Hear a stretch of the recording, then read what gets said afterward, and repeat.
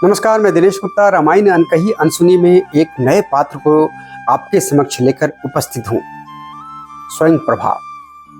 रामायण अगर आप थोड़ा सा भी जानते हैं तो रामायण में राम जी के सहायक रहे स्वयं प्रभा को भी आप जानते होंगे।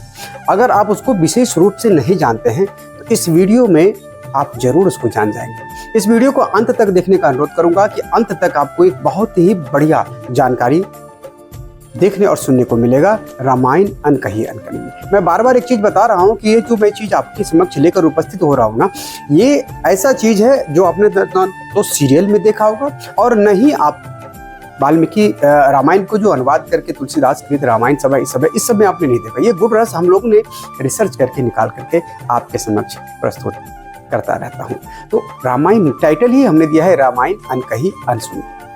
तो आइए जानते हैं स्वयं प्रभा की। बाली की मृत्यु के बाद जब बाली का अंत हो जाता है, बाली स्वर्ग धाम को सिधार जाते हैं, सब कुछ सामान्य हो जाता है। सुग्रीव जाकर के राज करने लगता है वहां पर, और राम जी पहाड़ों के संगमरमर के पहाड़ों के कंदरा में जाकर के रहने लगते हैं पूरे हनुमान जी के साथ और सेवकों के साथ। कई महीना बीत जाता है और सुग्रीव अपने राजपाट में, अपने ऐशो आराम में इतने मग्न हो जाते हैं कि राम की सुधि तक नहीं। वर्षा विगत शरद ऋतु आई, लक्ष्मण देख परम सहाय। शरद ऋतु आ जाता है, बारिश में राम जी इंतजार कर रहे थे। चलो ठीक है, बारिश हो रही है, वर्षा हो रहा है तो इसमें बहुत सारे काम नहीं किया जा सकता है, तो जिस मिशन पर हम चल रहे हैं, जिस काम के लिए हम चल रहे हैं, नहीं हो सकता है। तो राम लक्ष्मण जी हनुमान जी सहित सब अपना उसमें बैठे रहते थे। अपना जो दिनचर्या था, प्रशिक्षण देना, जितना वानर बंधु था लक्ष्मण सबको धनुष्वान के प्रशिक्षण दिया करते थे। राम जी प्रवचन के माध्यम से उनको बताया करते थे कि धर्म क्या है, प्रकृति के साथ रहना कितना जरूरी है, ये सब उनको बताया करते। ऋषि मुनि सब भी वहाँ पर आया करते थे। उनको भी ये नहीं कि जाके कंदरा में बैठ गए राम जी चुपचाप बैठे हुए हैं और लक्ष्मण जी बैठे, ऐसा नहीं, ऐसा नहीं होता था। होता यह था कि दिनचर्या से सुबह निवृत्त होकर के लक्ष्मण जी जितने भी वानर भालू, जितना भी जंगली लोग सब जो होता था, आदिवासी सब वहां पर दर्शन के लिए आते थे, बैठते थे।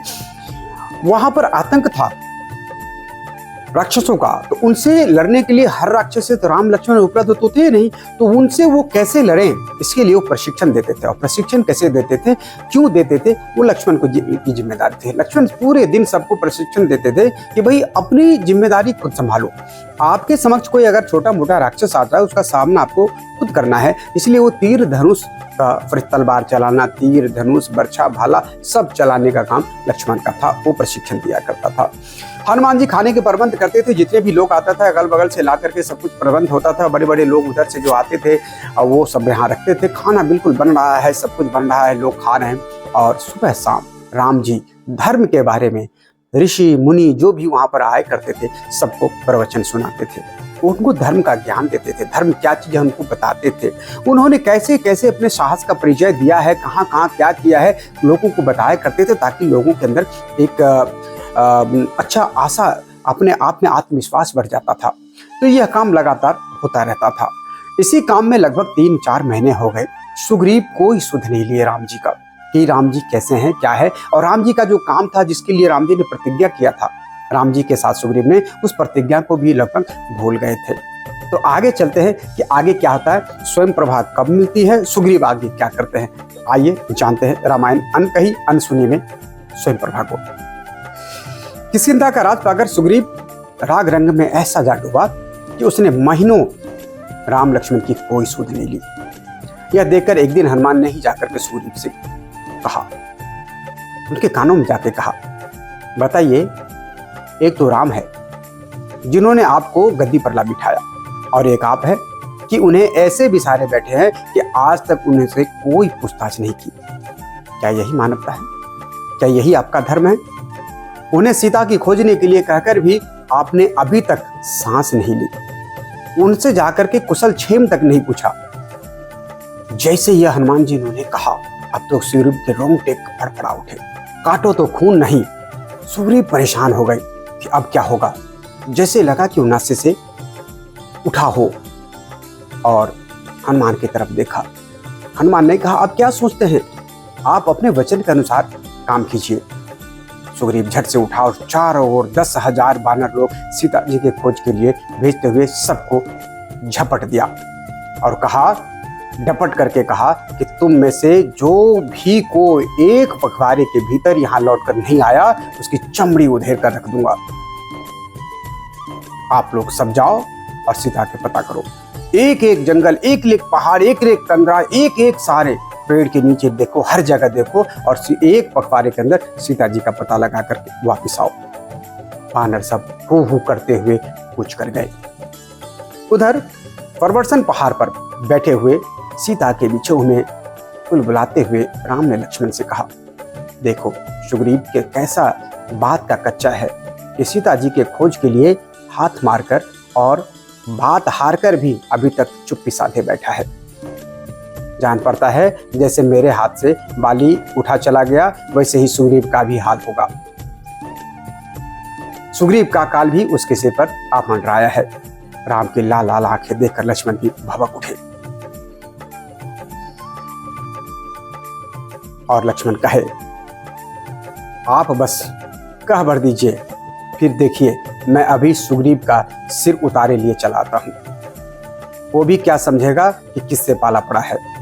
राम ने जब देखा कि लक्ष्मण कहीं सचमुच मार धारना मचा आवे तब उन्होंने लक्ष्मण से कहा, लाइस होकर जाते ही रोक कर कहा, सुनो सुनो सुनो, हरभरी करना बहुत का काम होता है लक्ष्मण। क्योंकि लक्ष्मण बिल्कुल सब कुछ तैयार कर लिया, एकदम बिल्कुल तनुष बांध कर तैयार हो गया सुग्रीव के पास जाने को। राम कह रहे, सुनो सुनो, हरभरी का काम बहुत का काम होता है। मैंने आग को साक्षी देकर उनसे मिताई की है, उसे छेड़ मत बैठना, उनका भी रक्षा करना मेरा धर्म है, मेरा कर्म भी है। मैं जरूर व्यथित हूं लक्ष्मण, क्योंकि सुग्रीव मेरी सुधि नहीं ली, मित्रता की थी कि सीता का खोज होगा। और 3 महीने बीत गए। 3 महीने बीतने के बाद अब तो बारिश खत्म हो गया, अब शरद ऋतु आया, अब मौसम भी ठीक हुआ, अब सुग्रीव को आना चाहिए था। क्रोध मुझे भी आ रहा है, लेकिन सुग्रीव तो मित्र है। मुझे भी लगा कि सुग्रीव कुछ है, लेकिन एक तरफ हमें नहीं सोच सकते। अब सुग्रीव के पास भी उनकी बातों को भी सुनना पड़ेगा। इसलिए हे लक्ष्मण, आप जाकर उसे डराना, धमकाना, डांटना, फटकारना और जो वह कहे वह आकर के मुझे ज्यों का त्यों बता देना। जो सुग्रीव आपको कहे बस ज्यों का त्यों मुझे बता देना, फिर मैं अपने आप उनसे निपट लूंगा। लक्ष्मण झट कंधे पर धनुष लटकाए, आंखें तरेर कर, भौहें चढ़ाकर और नथुने फड़फड़ाकर पैर पटकते हुए जो किष्किंधा पहुंचे तो देखा है कि वहां वानर लोग गले में मालाएं डाले, छैल छिकनियां बने मस्ती ले रहे हैं, मस्ती कर रहे हैं, टहरान ले रहे हैं। उनका तमतमाया हुआ मुंह देखते ही और उनसे धनुष की टंकार सुनकर सब के सब डर के मारे थरथराते हुए इधर उधर भागने लगे, इधर उधर भाग चले। तभी अंगद ने आकर उनसे हाथ जोड़े और सुग्रीव को जा सुनाया कि लक्ष्मण जी बहुत लाल पीले होकर बाहर खड़े हैं। यह सुनना था कि सुग्रीव देवता कूच कर गए और अपने भर्राए हुए गले से घिघियाते हुए उसने हनुमान से कहा, अरे भाई जाओ जाओ, झटपट जाओ और जैसे तैसे करके लक्ष्मण को मनाकर यहाँ ले आओ। वो मेरे से माने नहीं मानेगा, बहुत क्रोध में है, अंगद ऐसा बता रहे हैं। वानर भी सुन रहे इधर उधर भाग गए हैं, आप ही जाओ और उन्हें प्यार से झटपट मना लाओ। जाओ हनुमान। लक्ष्मण को मना धना कर यहाँ लेते आओ। फिर उसने तारा से कहा, लक्ष्मण की गर्मा गर्मी कोई ठंडी करा सकता है तो तुम ही हो, तुम्हारी बात को काटेंगे नहीं। आप जाओ वहां पर और उन्हें अपने मीठी मीठी बोली से प्यार से उनको यहाँ ले आओ। इसलिए बढ़ी चले जाओ और उन्हें मनाकर साथ लिवाती ले आओ। तारा आप यह काम कर सकती हो, नहीं तो लक्ष्मण मुझे मार डालेगा। लक्ष्मण तो यहाँ ही आग बबूला हुए खड़े थे, पर अंगद और तारा ने जैसे तैसे पैर जोड़कर बहुत लच्चो चप्पो करते हुए कहा कि आप आपे से बाहर होकर इतने बिगड़ क्यों रहे हैं। तारा समझाए, अंगद समझाए, क्योंकि अंगद के प्रति और तारा के प्रति लक्ष्मण और राम जी दोनों के मन में एक सहानुभूति था और उनके बात वो काट नहीं सकता था। इसीलिए सुग्रीव ने यहाँ बहुत अच्छा निर्णय लिया। अगर खुद ही जाते तो राम जी के, बेशक राम जी के कहे हुए अनुसार लक्ष्मण जी उन्हें हानि नहीं पहुंचाते, लेकिन ये सुग्रीव को नहीं पता था। लेकिन सुग्रीव इतना डर जाते कि हो सकता था कुछ भी हो सकता था। इसलिए सूझबूझ के साथ काम लिया और तारा अंगद को वहां पर भेज दिया। तारा कह रही है कि आप क्या समझते हैं कि सुग्रीव आपकी की हुई भलाई भूलने की कभी ढिठाई कर सकते हैं? सीता जी की खोज में यहाँ से पहले ही हजारों वानर लोग चारों ओर भेजे जा चुके हैं। आइए चलिए भीतर तो पधारिए। लक्ष्मण के आते ही देख सुग्रीव पलंग पर से उठ खड़े हो गए। कभी इस पलंग पर डर के मारे, कभी उस पलंग पर डर के मारे उछल कूद करने लगे। लक्ष्मण और गर्मा करके भभक उठे और बोले, अरे पापी, राम को तू भूल गया। देख मैं तुझे बताए देता हूँ, कान खोल कर सुन ले। जिस बाण से बाली निपटाया गया है वो तेरी भी बाट देख रहा है। लक्ष्मण कहते हैं, न सह संकुचित पंथा एन वाली हतोगता। तब बीच में पढ़कर हनुमान जी लक्ष्मण से कहा, आप इनके लिए ऐसी कड़वी और तीखी बातें क्यों कह डाले रहे हैं? यह तो राम के सच्चे पुजारी हैं। ये भला कभी उन्हें अपने जी से कैसे निकाल सकते हैं? इन्होंने अनगिनत बानर लोग चारों ओर सीता जी की खोज में भेज रखे हैं और करोड़ों बानर लोग आपका साथ देने के लिए दूर दूर से चलते चले आ रहे हैं। यह सुनकर तो लक्ष्मण पानी पानी हो गए। लक्ष्मण को लगा कि सुग्रीव ने कुछ किया ही नहीं। यह मोर्चा संभाला हनुमान जी ने। उनकी भाव सीधी हो गई, मुखरे की ललाई उतर गई। तब सुग्रीव ने लक्ष्मण की पूजा की और लक्ष्मण भी अपनी कही कड़वी बातों के लिए बहुत पछताए और सुग्रीव को कहा, देखिए सुग्रीव, मैं राम जी का एक छोटा सा भक्त हूं और उनकी परेशानी मैं देख नहीं सकता। आपकी सुधि नहीं लेने पर राम जी के जो व्यथा मैंने देखा, जो उनके दर्द को देखा, वो मैंने महसूस किया और उसी दर्द को लेकर के आपके समक्ष में आया और मेरा गुस्सा यही था। भैया ने भी बोला था मुझे कि सुग्रीव को हानि ना पहुंचाए, लेकिन मैं जब अपने आप पर आता हूं तो किसी को मानता नहीं हूं सिवाय भैया के। अतः आपने मेरे आने से पहले जो हनुमान जी ने बताया और वो काम कर दिए हैं तो यह बहुत ही उचित है और अब राम जी को बताने में कोई संकोच नहीं होगा हमें। तब सुग्रीव लक्ष्मण को पालकी पर साथ लेकर राम से मिलने चल दिए। सारे गाजे बाजे ढोल नगारे के साथ लक्ष्मण जी को पालकी पर बैठाए। लक्ष्मण जी मना कर रहे थे, लेकिन सुग्रीव ने कहा कि अगर आप पालकी पर नहीं बैठेंगे तो मुझे लगा कि आपने मुझे क्षमा नहीं किया, इसलिए आपको पालकी पर बैठना है। और पालकी पर बैठे लक्ष्मण और चल दिए राम जी से मिलने।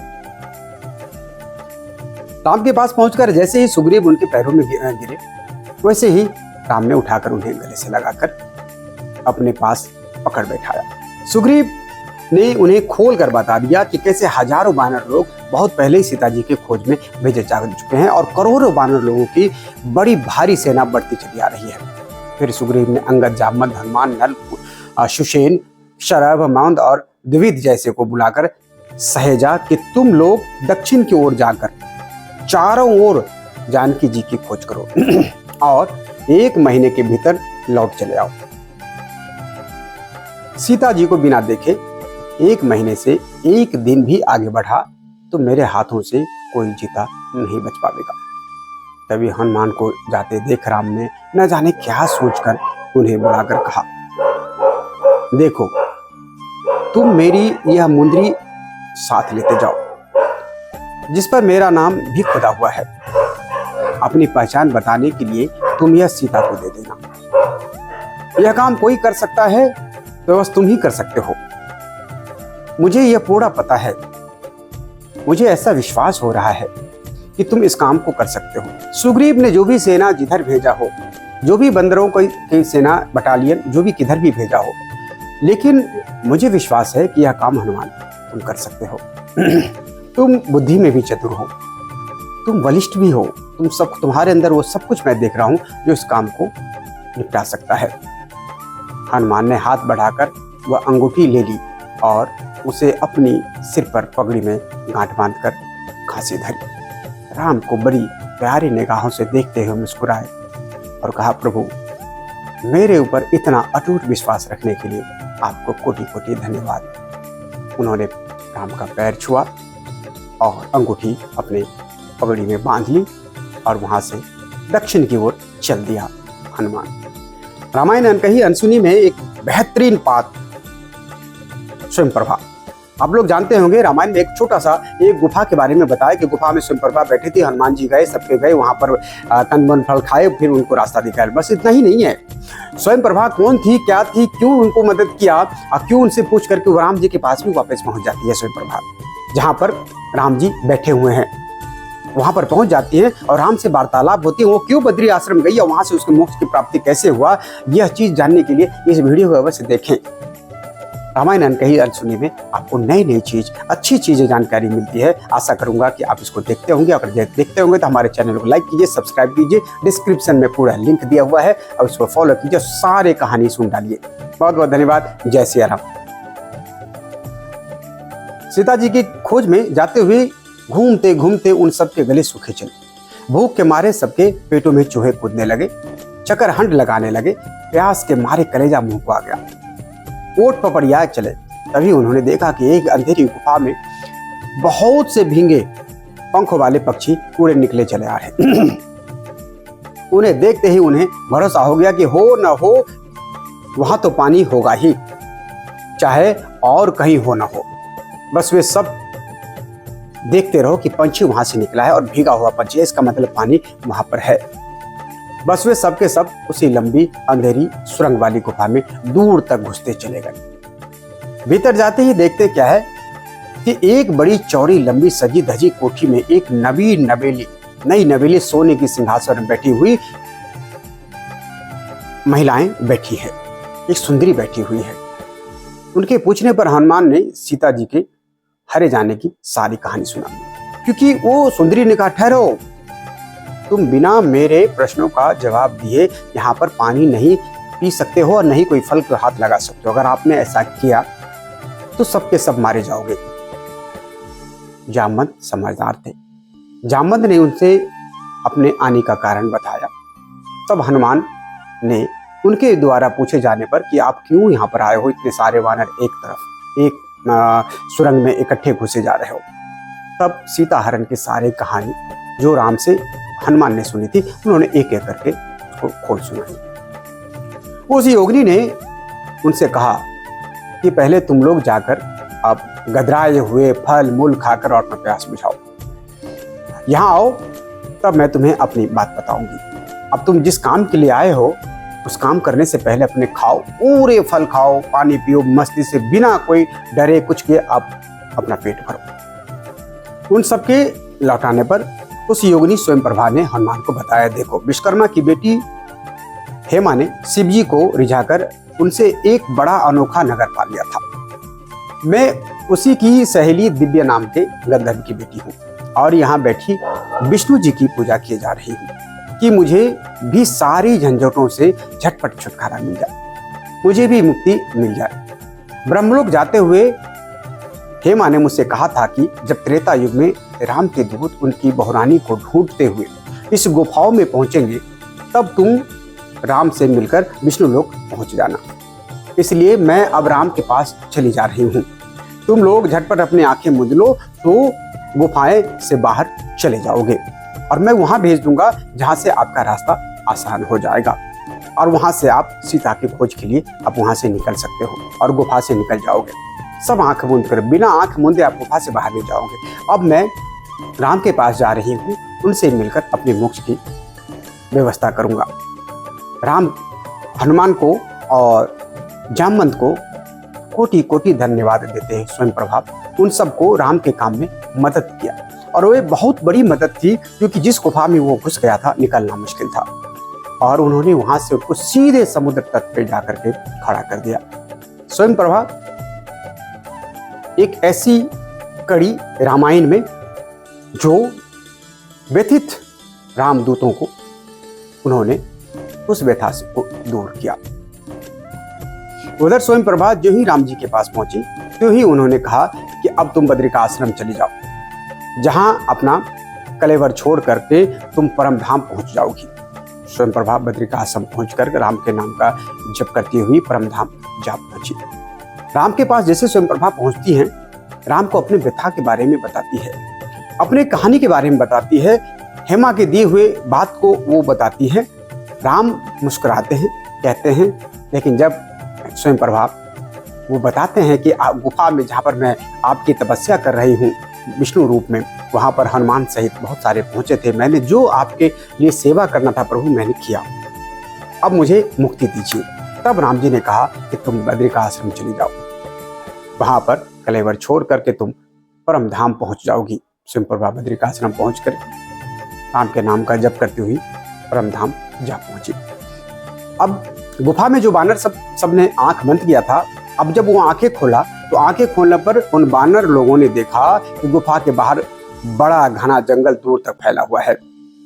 वहां पहुंचकर अंगद ने कुछ कसमसाकर उकरी सी बोली में धीरे से सबसे कहा, देखो इस गुफाएं ही घूमते घूमते 1 महीना निकल गया, पर सीता जी की अभी तक कोई तो हम लोगों को नहीं मिल पाई।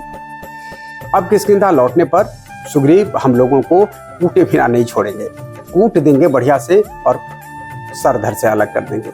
औरों को तो छोड़ता ही हो तो हो, भले ही छोड़ दे, पर मैं तो उसकी आंखों की किरकिरी बना हुआ हूँ, मुझे तो वो छोड़ने वाला कतई नहीं है।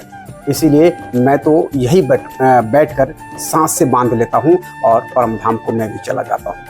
मैं वापिस लौट के नहीं जाऊँगा। यह सुनकर तो साथी बानर लोगों ने उनके हाँ में हाँ मिलाते हुए कहा, आप अपना जी क्यों छोटा किए डाला है, चलिए हम सब भी आपके साथ साथ इसी गुफा में चल कर रह जाते हैं, जहां अपना जीवन खत्म कर लेंगे।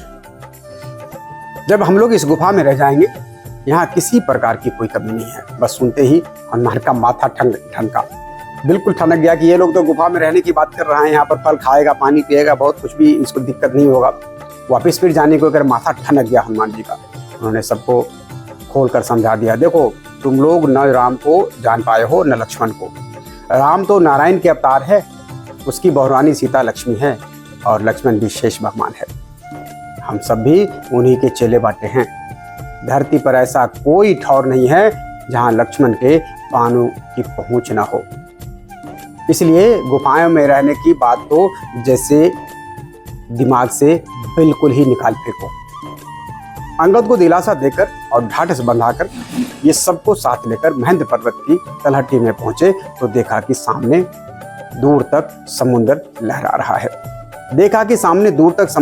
रहा है। यह देखकर तो सबका रहा सहा धीरज भी नौदवेगारा हो गया, उसकी जान सूख गई। उन्होंने मन में ठान लिया कि सुग्रीव के हाथों मारे जाने से अच्छा तो यह है कि यहाँ खाना पीना छोड़कर सड़क का पैंडा नापा जाए, मतलब सड़क के रास्ता को पकड़ लिया जाए। मन में यह ठान कर कि सा बिछाकर जान हथेली पर लिए जा बैठे और भूल गए कि हम जिस काम के लिए भेजे गए थे उसका ठिकाना बताने के लिए जो हमें राह दिखा गई वह थी उस गुफाएं सोने की सिंहासन पर बैठी हुई योगिनी स्वयं प्रभा। जामवंत समझाते हैं उन्हें कि स्वयं प्रभा क्यों हमारी मदद करी, यानी कि हम सही रास्ते पर जा रहे हैं, हमें सफलता मिलेगी, इसलिए आप लोगों को घबराने की जरूरत नहीं है और नहीं मृत्यु अपनाने की जरूरत है। हनुमान है, राम है, लक्ष्मण है, सुग्रीव है, सफलता अवश्य मिलेगी। राम जी के हनुमान ने कहा, राम जी नारायण अवतार है तो उनका आशीष हमारे पास है। और स्वयं राम ने हनुमान को अंगूठी दिया है कि जब सीता मिले तो उनको दे देने हैं पहचान के लिए, तो निश्चित तौर पे यह मानकर चलो कि हमें सीता जी मिलेंगे, कोई ना कोई रास्ता तो निकलेगा। और यहाँ तक जब हम लोग पहुँच चुके हैं, समंदर के उस पार लंका है और इस पार हम हैं, आप लोग यही सोच रहे होंगे कि यहाँ से आगे तो हम जा ही नहीं सकते, लेकिन प्रभु की कृपा होगी तो कुछ न कुछ रास्ता तो निकल ही आएगा। आप लोग निश्चिंत रहें, स्वयं प्रभा ने जो हमें मदद की उसको नहीं भूलना चाहिए। अगर हम गुफा में ही रह जाते तो निकलते नहीं, स्वयं प्रभा ने हमें राम जी के द्वारा दिए कार्य के लिए एक बहुत महत्वपूर्ण भूमिका निभाई है।